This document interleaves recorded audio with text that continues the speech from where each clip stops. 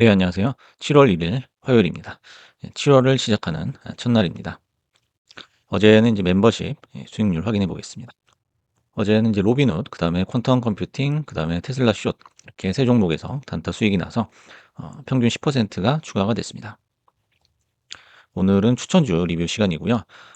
조비 에비에이션, 어제 이제 폭등이 나왔는데요. 조비에 대해서 한번 알아보겠습니다. 그래서 천장이 얼마 남지 않았다. 이렇게 제목을 지어봤습니다. 그래서 추천 후 사거래일 만에 29%가 상승을 했죠. 그래서 6월 24일 날 최근에 추천을 드렸는데 어제 고가 11달러를 터치를 했습니다. 그래서 이렇게 보시면 요 정도 위치에서 추천을 드렸을 거예요. 그래서 이제 사거래일 정도 만에 에, 이미 뭐 전고점은 넘어섰고요. 이렇게 쭉 보시면 이제 10% 10달러대 고점이 형성이 돼 있었는데 루비 같은 경우에는 이제 관세 전쟁이 없었다면 좀 더 쉽게 순항할 수 있었지만 폭락 후에 그림을 하나 보시겠습니다. 이게 인제 조비 에비에이션의 주봉인데요. 어 지금 보시면은 이렇게 파란색으로 표시된 구간이 관세 전쟁으로 시장 전체가 폭락을 했을 때의 그림이죠.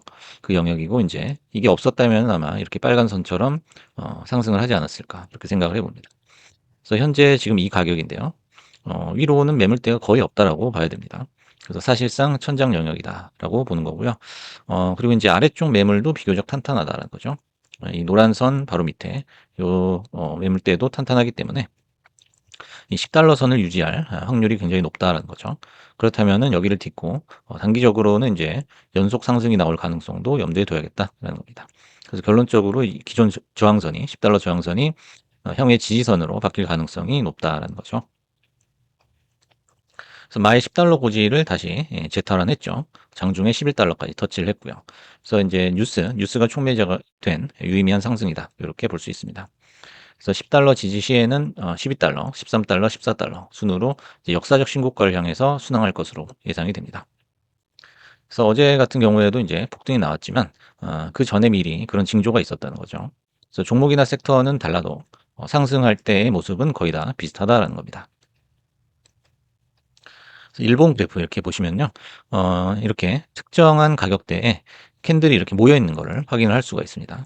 그래서 캔들이 모여 있는 가격대다라는 거는 컨센서스의 집합치다. 이렇게 보면 되겠습니다. 그래서 컨센서스라는 거는 이제 투자자들의 의견의 일치를 얘기하는 거죠.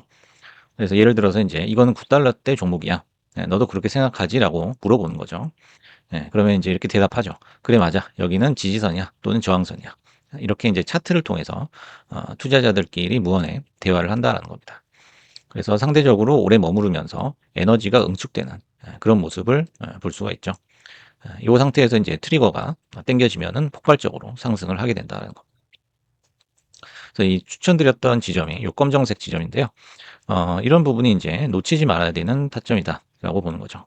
그래서 뭐 거의 기출 문제식으로 자주 출현한다라고 볼 수 있습니다. 그래서 21선 근처에서 돛박형 캔들이 일단 나왔죠. 그래서 일봉을 보시면은 일봉의 추세가 전환됐다라는 거를 확인할 수 있습니다. 이런 캔들이 나오게 되면은 보통 바로 가는 수도 있지만은 하루나 또는 2-3일 정도 음봉으로 매물을 소화하는 고런 인제 속임수 비슷한 캔들이 나오게 되죠. 그다음에 인제 장대 양봉이 나오고 다음에는 인제 한 번 쉬었다가 계단식으로 상승하는 요런 그림이 거의 눌림목에서의 정석적인 진행이다라고 볼 수가 있겠습니다. 그래서 이평선이나 캔들, 특히 인제 21선이 이렇게 만나는 지점에서 항상 예의주시해야 된다라는 거죠. 그래서 인제 기출 문제라는 거죠. 자주 나오는 문제라는 거는 결국에는 쉬운 문제, 패턴이 읽히는 쉬운 문제라고 볼 수 있고 우리는 주식 시장에서 그런 쉬운 문제만 골라서 풀어야 된다라는 거죠. 그래서 주식도 시험과 마찬가지다라는 겁니다. 나오는 문제는 항상 정해져 있다라는 거죠. 우리가 수능 시험을 볼 때 무슨 뭐 전기기술사 시험, 뭐 공인중개사 시험 이런 문제가 나오진 않죠. 그래서 그 시험에는 프레임이 정해져 있다는 거죠. 그래서 차이점이라고 할 것 같으면 일반적인 시험은 모든 문제를 잘 풀어야지만 높은 점수를 받죠. 하지만 주식은 다르죠. 주식은 쉬운 문제만 골라서 풀면 그거를 통해서 높은 점수를 받을 수가 있다는 거죠. 반대로 이제 어려운 문제를 피해야 된다라는 겁니다. 그래서 어려운 문제라고 하는 거는 차트가 망가진 경우예요. 하방이 뚜렷한 경우. 그다음에 종목의 펀더멘털 자체가 아주 안 좋은 경우. 또는 이제 여러분들이 기법상 뭐 초단타나 스캘핑만 고집하는 경우.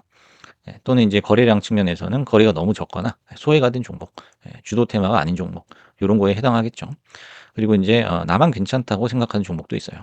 내 눈에는 너무 이제 이뻐 보이지만 주도주가 아닌 경우에는 보통은 어려움을 겪는다라는 거죠.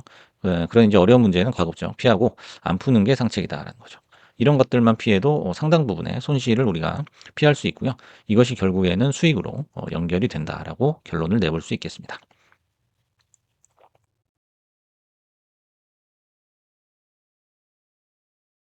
그렇다면 어제 폭등에 기폭제가 됐던 뉴스에 대해서 한번 알아보겠습니다. 조비 에비에이션이 아랍에미레이트에 첫 수직 이착륙기를 인도했다라는 소식이었죠. 그래서 해당 기체의 유인 시험 비행을 완료했으며 2026년 중동 지역에서 본격적인 플레잉 택시 서비스를 개시할 계획이다라는 거죠. 조비 같은 경우에는 24년 2월에 UAE 두바이 도로교통청과 협약을 통해서 서비스 계획을 처음 발표를 했고요.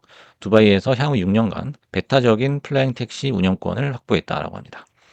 그리고 아부다비 소재 세계 정부기관과도 플라잉 택시 서비스 협약을 체결했다는 거죠. 주로 중동 쪽에서 수주를 많이 하고 있습니다. 그리고 이미 23년 11월 두바이 국제공항의 버티포트, 즉 수직 이착륙 전용 정거장 건설을 시작했다고 하죠. 그래서 UAE 팜 주메이라, 그다음에 두바이 시내 및 해안 지역 등에 총 3개의 추가 버티포트 건립을 계획 중이다라고 합니다. 한편 이제 25년 6월 초에 사우디 기업 압둘 라티프 자밀이 최대 30억 달러 규모의 EVTOL 300대 구매 포함 투자 계획을 발표했다고 하죠. 특히 이제 이 기업이 조비 에비에이션의 시리즈 C 투자 라운드에도 참여를 했다고 합니다. 미국에서는 이제 6월 초에 트럼프가 서명한 행정명령에 EVTOL 시험 운영을 위한 파일럿 프로그램이 또 포함이 돼 있었죠. 그래서 이제 중동 쪽의 수주 뉴스뿐만 아니라 연이어서 호재 뉴스들이 연달아 나오고 있다라는 거죠. 그래서 이제 월가에서는 평균 목표가를 9달러 선으로 지금 부르고 있는데요. 하지만 이 9달러는 지지선으로 작용할 가능성이 높고 요 지지선을 딛고 추가로 상승할 여력이 충분하다라는 거죠. 그래서 현재 상용화가 가시화됐고 현실화됐고 그다음에 수주 계약 뉴스가 연속적으로 나오면서 주가 전망은 더욱 밝다라고 볼 수가 있겠습니다. 그래서 여러분들도 아시겠지만 최대 주주는 현재 도요타입니다. 그리고 주가 시총을 보더라도 현재 고평가 영역은 아니다라는 거죠. 그래서 올해 안에 아마 15달러 선에 근접하지 않을까 조심스럽게 예상을 해보고요. 그게 이제 성공을 한다면은 내년 초쯤에는 20달러 선까지도 터치할 가능성이 있다는 거죠. 그래서 8월 6일 실적 발표를 앞두고 있는데요. 예정이 돼 있는데 우리가 그 전후해가지고 관심 있게 지켜봐야 할 종목 중에 하나다라고 생각을 합니다. 그래서 오늘은 추천주 리뷰 시간으로 어제 폭등했던 조비 에비에이션에 대해서 알아봤습니다. 감사합니다.